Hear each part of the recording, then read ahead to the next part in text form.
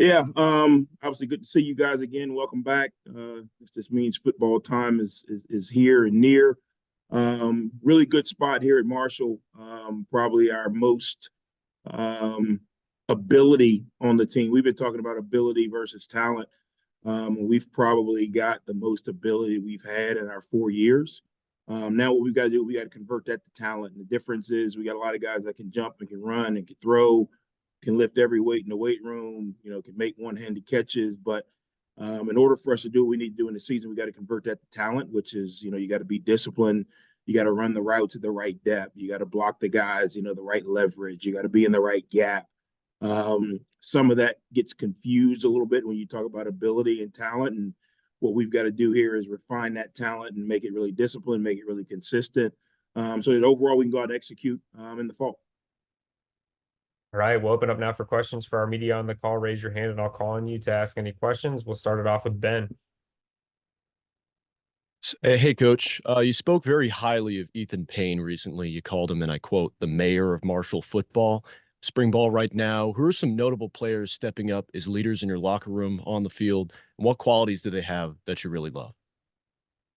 Yeah, we did something a little bit different. I had an opportunity just kind of going back and trying to figure out how to manage, basically where we are now in college football. You've got a pretty much brand new team each year. So typically at this point, we kind of identify the leadership committee or the leadership groups. And what we've done is we've kind of waited, because just because you've been here a while, like an Ethan Payne, doesn't necessarily mean that you have the leadership qualities that we're looking for, right? Leadership is obviously, someone that can obviously do the right things, but you got to be willing to lead. Some people are just comfortable leading themselves. So what we did was we kind of let the guys go through the fourth quarter and we kind of let the leadership evolve, and kind of who would step up and say something when something needed to be said. And then what we did, because in today's world, it's hard to be a leader if you can't match it with play, right? I mean, obviously you hope your best players are your best leaders. So when we were running around the gym and, in shorts, running around bags, certain guys were vocal and certain guys were leading. And then we were waiting to see who could actually put that together with playing. So we're still in that phase. We've got some guys, obviously, and Ethan Payne's a guy that's been here, that's taken a huge role. Logan Osborne, those two guys kind of probably got stock in Marshall University now because they've been here so long. And some of the guys that have been here through all 3 years. Those are some guys that have stepped up, and we're trying to see, because what I didn't want to do is, well, just because you've been here a while, you're a leader. We could have had a new guy walk in. Some of the new guys have walked in and had really good leadership qualities. So we're trying to let that, kind of decide, so that way when we select leaders, it's not, well, he's the best leader, but he's never on the field, or he was new and he led for a while and then, things change. So I think we're in a good spot. We've got a lot of guys identified, but we're going to kind of go through that process to finish it up. Coach, I think that's a great point where you mentioned a lot of new guys coming into the team this year. Obviously, a big change in the offseason is you're adapting of the air raid offense. As someone who hasn't coached within an air raid offense before, how's the transition been for you, especially someone who's so well versed in the run game? And how are guys such as Elijah Metcalf, who thrived in an air raid offense last year at Middle Tennessee, helping the entirety of the offense progress heading into the season? Well, I'll say, and I've been I took a step back and kind of looked at it from a fan perspective because I didn't want to try to get too much involved and not know. So I've sat in on the meetings just like the players would, taking notes. I sit in the back and I treat it like I'm a freshman trying to learn it. I'll say it's fun. It's simple. There's not a lot of, concept. There's a lot of detail. There's a lot of understanding of spacing. There's a lot of opportunity to go make plays. It doesn't matter what position you're playing. I think the guys that have had some experience in it, like an Elijah Metcalf, it clicks a little bit more. What it's created is created an opportunity for everybody on the offense. Sometimes when you are 3 or 4 years in the same system, your knowledge or past experiences kind of give you a little bit of an edge. Logan Osborne is sitting in the room learning the new terminology and the new angles and the new plays. Just like, Elijah Ellis, who's one of the transfer linemen that's come in, same way Elijah Metcalf is. And what you've done, what we've been able to do is we've been able to kind of reignite that flame of excitement, because guys are coming in wanting to learn. Sometimes, you get into a situation where install one, the fourth time you've heard it as a senior is kind of like, okay, we know what that is. But we didn't get that. We've got more guys, taking notes. We got more guys asking questions. We got more guys doing extra work. So the excitement is definitely there, and I can see why. Being an offensive side of the ball coach, you can see why. I mean, there's a lot of they call it space and grass out there. There's a lot of that out there. Coach Deggy's done a really good job of detailing, the things that are extremely important, while also giving some creativity and freedom to the guys that are actually playing the game. So obviously we're still putting the pieces together. And one thing I wanted to make sure is that we didn't try and go too fast. We had a long time before we play. It's not a very comprehensive playbook. So we took our time. We really spent 2 days on each install. And now we're able to go back and kind of go one day at a time, which has been really good. I think, we're kind of, in the mode of the Masters, we're kind of in moving week, right? Guys have the installs in, we've repped these plays multiple times. You're starting to see guys actually progress and develop. You're starting to see guys string 2 and 3 practices together. So it's really exciting. Obviously, we've got to be able to carry that over into the season. And then, you start putting in opponent pieces to it and what defenses you're going to see. But these first, 3 months have been, extremely exciting. It's been kind of rejuvenating for me because I know I've had to actually go back and learn, right? Football, but you want to be able to know the whys and the nuts and the bolts of it. And it's been really good. Coach, my final question. With the air raid offense, there will arguably be even more pressure on the quarterback than ever before. Obviously, some new transfers this offseason. You got Griffiths, you got Braxton. You signed Long in the offseason. You still got Pennington, Parachek. Griffiths not here yet. He's the only guy with air raid experience at the college level. Is there anybody that's got an edge in the quarterback battle right now, or are you still trying to feel things out? I think it's still, I won't say trying to fill things out. It's trying to see who can be the most consistent, and part of that is giving them the full time to embrace not only what we're doing, but how the defensive reaction. It's easy to call a play and here's your ABC read. But okay, what happens when you see pre-snap coverage? Are you able to go to the B read right away? What happens when you don't have the necessarily right answer? What are you be able to do? I think it's been really good for Braxton and Cole because, again, neither one of them had an edge. So every day is kind of their identity reel. Every day is kind of their library of execution.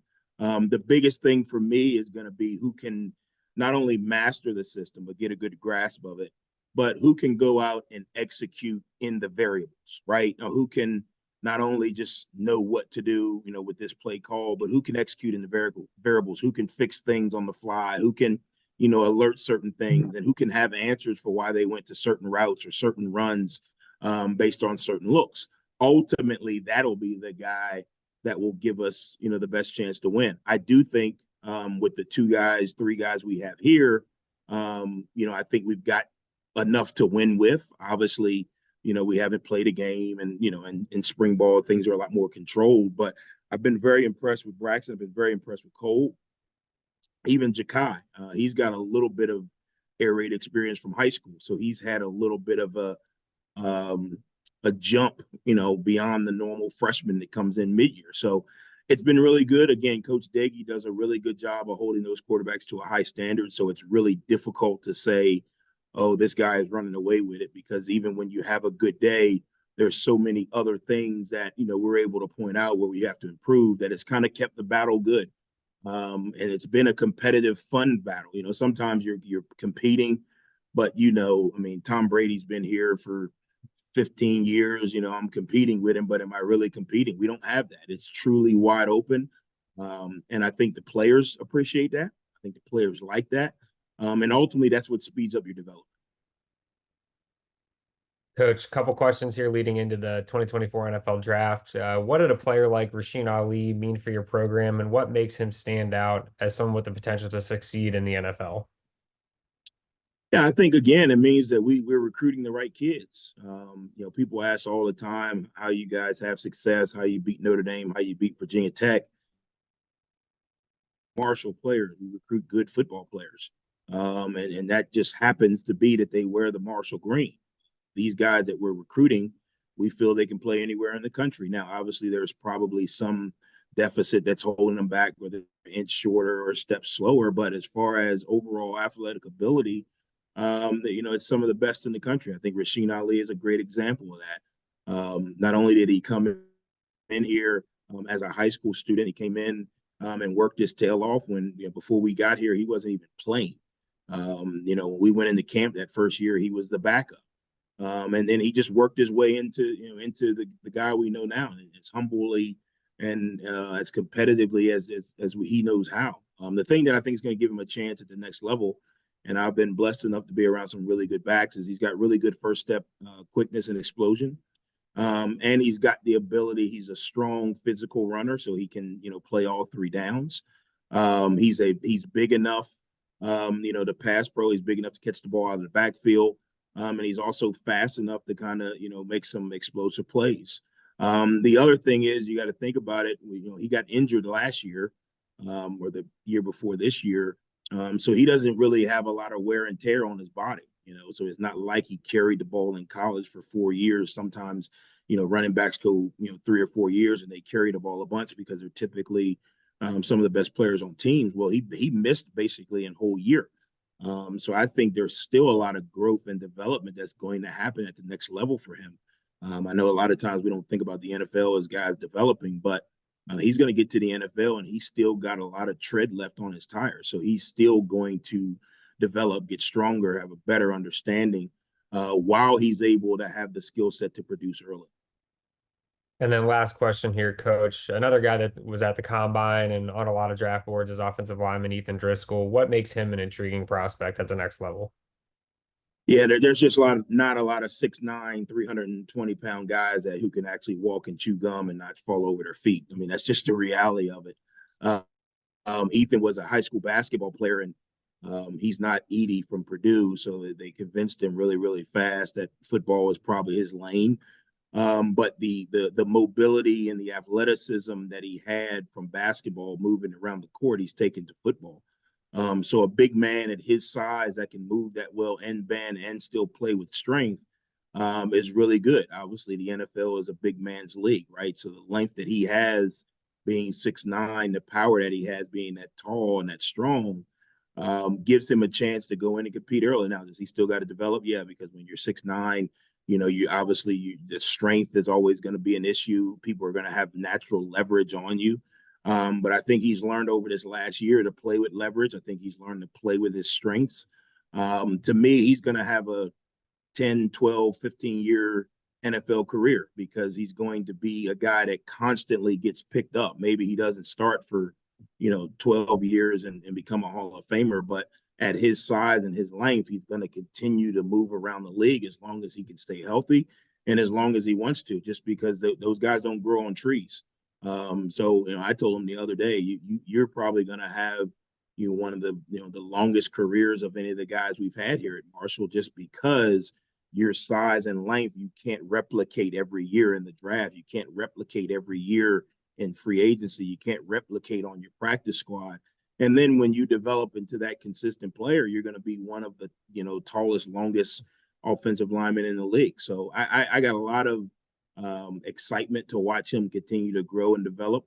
And obviously, I mean, he can play the game now, but he's going to continue to get better, and I think the sky's the limit.